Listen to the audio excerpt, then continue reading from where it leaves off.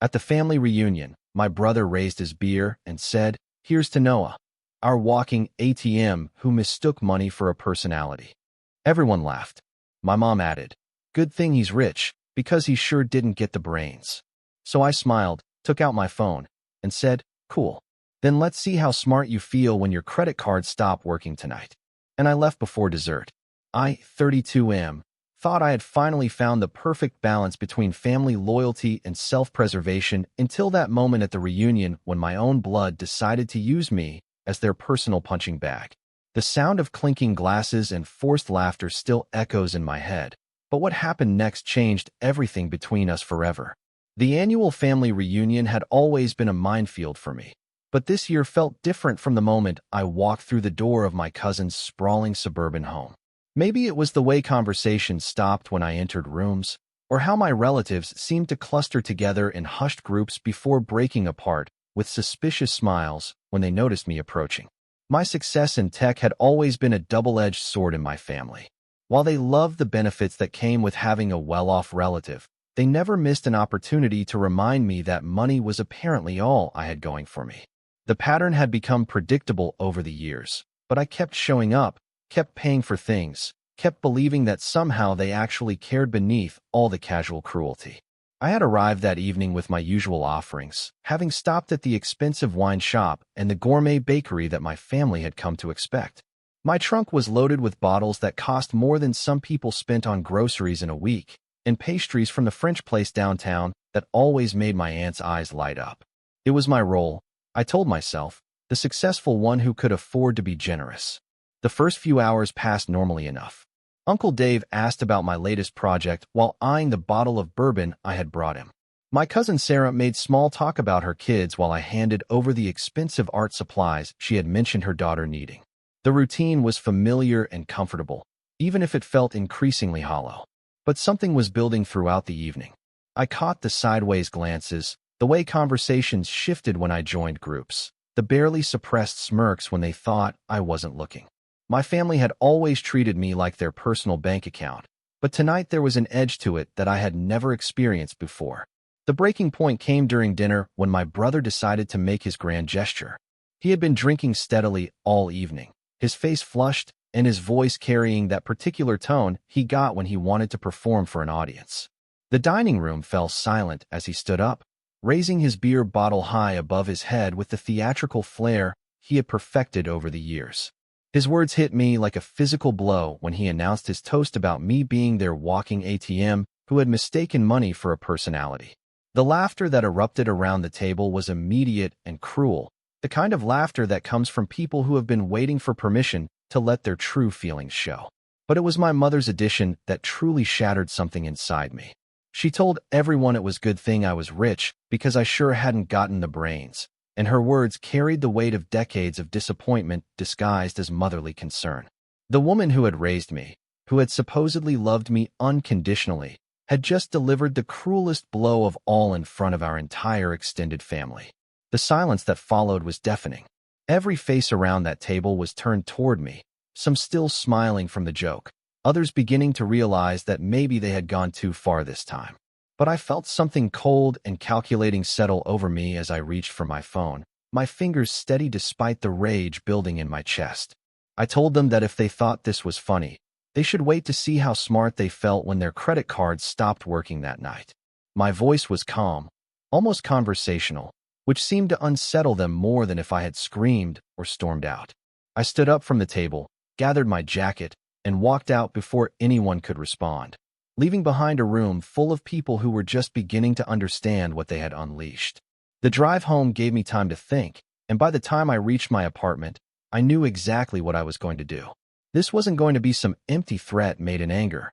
This was going to be a systematic dismantling of every financial favor, every safety net, every generous gesture I had ever extended to my family over the years. Update 1. The first wave hit them within hours. My brother was the first to call, his voice panicked as he explained that his credit card had been declined at the gas station. He wanted to know if there had been some kind of mistake with the family account I had set up for emergencies, the one I had been funding for the past 5 years to help everyone with unexpected expenses. I explained to him very calmly that there had been no mistake. I had simply closed the account, along with all the other financial arrangements I had made for various family members over the years. The silence on the other end of the line stretched long enough that I wondered if he had hung up, but then he started trying to apologize, claiming it had just been a joke and that everyone knew I didn't really need the money anyway.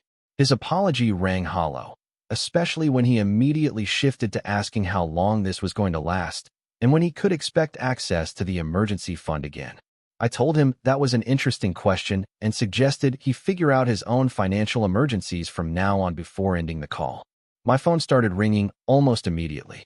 First, my cousin Sarah, whose car payment had bounced because I had canceled the automatic transfer I had been making to help her with her monthly expenses.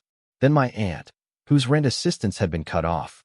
One by one, they were discovering the true extent of my financial involvement in their lives. Each conversation followed the same pattern. Shock, weak apologies, then immediate concern about when normal service would be resumed. None of them seemed to grasp that this wasn't a temporary tantrum. This was a permanent restructuring of our relationships. My mother's call came last, and her tone was different from the others. She didn't start with apologies or explanations. Instead, she demanded to know what I thought I was doing and reminded me of all the family obligations I was shirking. She told me that family was supposed to stick together through thick and thin, and that I was being childish and vindictive. I listened to her lecture for several minutes before I interrupted to ask her if she remembered what she had said at dinner. When she tried to dismiss it as just teasing among family, I reminded her that her words had been recorded by several people's phones during the toast, and that I now had a very clear picture of what my family really thought of me. The silence that followed was telling. She hadn't considered that her public humiliation of me might have consequences beyond my hurt feelings. When she finally spoke again, her voice was smaller, less certain, but still focused on the practical implications of my decision rather than the emotional damage she had caused. Update 2. The next few days brought a steady stream of family members to my door, each with their own version of damage control. My brother showed up first, looking haggard and desperate in a way I had never seen before. He explained that his wife was furious about their financial situation and that he had no idea how dependent they had become on my assistance until it disappeared. He spent almost an hour detailing their monthly budget and explaining how my contributions had become woven into their basic living expenses. The car payments, the kids' activities, the mortgage assistance, even their vacation fund had all been partially subsidized by my generosity. Now they were facing the reality of living within their actual means for the first time in years. His pleading was pathetic, but what struck me most was his complete inability to understand why I was upset. He kept circling back to the idea that it had just been a joke, that everyone knew I could afford to help them, and that cutting them off was disproportionate to the offense. He never once acknowledged the years of casual disrespect or the deeper issues with how they viewed our relationship. My cousin Sarah's visit was more strategic. She brought her children, clearly hoping that seeing their disappointed faces would guilt me into restoring their funding. She explained how the art classes I had been paying for were the highlight of her daughter's week, and how the tutoring I funded for her son was the only thing keeping him caught up in school. But her approach backfired when her daughter asked why Uncle Noah was being mean to them, and Sarah's response revealed everything wrong with the situation. She told her child that sometimes adults have fights about money and that hopefully I would stop being selfish soon. The fact that she was teaching her children to view me as a selfish person for not bankrolling their lifestyle told me everything I needed to know about how this would never change. My uncle's approach was the most insulting of all. He arrived with legal documents, claiming that some of the money I had given him over the years constituted verbal agreements that were legally binding. He actually threatened to take me to court to recover what he called his rightful support, apparently believing that my generosity had created some kind of permanent obligation. I let him finish his presentation before I pulled out my own documentation. Every transfer, every payment, every gift had been carefully recorded in my financial records. More importantly, I had documented every casual insult, every dismissive comment, every instance where they had made it clear that they viewed me as nothing more than a source of funding. Update 3. The family meeting they organized 2 weeks later was supposed to be an intervention, but it turned into something much more revealing. Every relative who had been receiving financial assistance showed up, along with several who hadn't, but apparently felt entitled to weigh in on the situation anyway. My mother had prepared what she clearly thought was a compelling speech about family loyalty and forgiveness. She spoke about the importance of not letting pride get in the way of family relationships, and about how successful people had responsibilities to those less fortunate, even when those people occasionally said hurtful things. But her speech revealed the fundamental disconnect between us. She kept referring to their treatment of me as occasional hurtful comments, as if years of systematic disrespect and exploitation could be dismissed as minor family friction. She seemed genuinely confused about why I was making such a big deal out of what she considered normal family dynamics. My brother's wife had apparently coached him on a different approach. He stood up and delivered what was clearly a rehearsed apology, acknowledging that the toast had been inappropriate and hurtful. But his apology was entirely focused on that single moment, ignoring the pattern of behavior that had led up to it and the deeper issues with how they all viewed me. When he finished, he looked at me expectantly, as if checking off the apology box should automatically restore their access to my bank account. The transactional nature of his regret was so transparent that several people in the room looked uncomfortable, though not uncomfortable enough to challenge the premise of the entire gathering. The real revelation came when my aunt suggested that maybe we could work out a compromise. She proposed that I could resume partial support while they worked on being more respectful in the future. The fact that she saw this as a negotiation rather than a fundamental reassessment of our relationships told me everything I needed to know. I let them all speak, listening to their justifications and proposals and increasingly desperate pleas. Then I stood up and delivered my own speech, one that had been building for years but had crystallized in the past few weeks. I told them that the money had never been the real issue. The money was just what had made their true feelings visible. They had never seen me as a person with feelings who deserved basic respect. They had seen me as a resource to be managed and maintained, someone whose value was entirely tied to what I could provide for them. The toast at the reunion hadn't been an aberration or a moment of poor judgment. It had been the honest expression of how they had always viewed me, finally said out loud when they thought the audience would appreciate the humor. They had been comfortable humiliating me publicly because they had never considered that I might have feelings worth protecting. I explained that cutting off financial support wasn't punishment. It was simply a return to honest relationships. If they wanted to maintain family connections, those connections would have to be based on mutual respect and genuine affection, not on the financial benefits I could provide. The silence that followed my speech was different from the uncomfortable quiet that had marked the earlier parts of the meeting. This was the silence of people finally understanding that they had fundamentally misread the situation and that there wasn't going to be an easy path back to the status quo. Update 4. The aftermath has been exactly what I expected, but also more liberating than I anticipated. Most of my family has settled into a pattern of minimal contact punctuated by occasional attempts to guilt me back into my former role as their financial safety net. The holidays are approaching, and I've already received several pointed reminders about family traditions and expectations. But some relationships have evolved in unexpected ways. My youngest cousin, who had never been part of the financial arrangements because she was still in college, reached out to apologize for not speaking up at the reunion. She told me she had been uncomfortable with how they treated me, but had never felt like she had the standing to say anything. Her perspective was enlightening because she had observed the family dynamics from the outside. She confirmed what I had suspected but never wanted to acknowledge, that my financial contributions had become so normalized that most of the family genuinely didn't realize how dependent they had become or how dismissive they had grown of me as a person. She also revealed that there had been conversations behind my back for years about my money and how to approach me for various needs. They had strategies for timing their requests, for framing them in ways that would be most likely to succeed, and for coordinating so that no one person asked for too much too often. I had been a project they managed collectively, not a family member they cherished individually.